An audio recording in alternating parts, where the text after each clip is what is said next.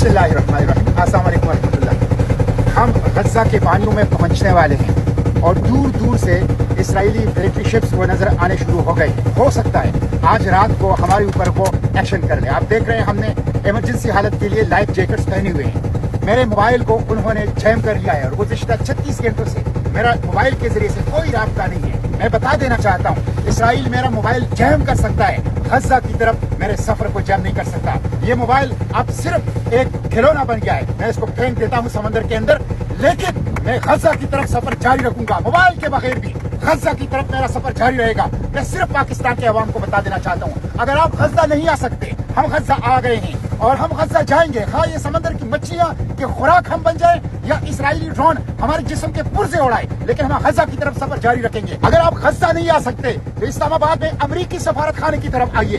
मैं सियासी जमातों से, दीनी जमातों से, पॉलिटिकल लीडरशिप है, इंसानी हुकूक की तंजीमों से कहता हूँ, अमरीका फाइनेंसर है, अमरीका कातिल है। अमरीका ने ओपन एंडेड अमन मुनज़्ज़म धरना दीजिए, ये आपका कानूनी हक है। ये वो कम से कम काम है, कम से कम फर्ज है जो आपको अदा करना चाहिए।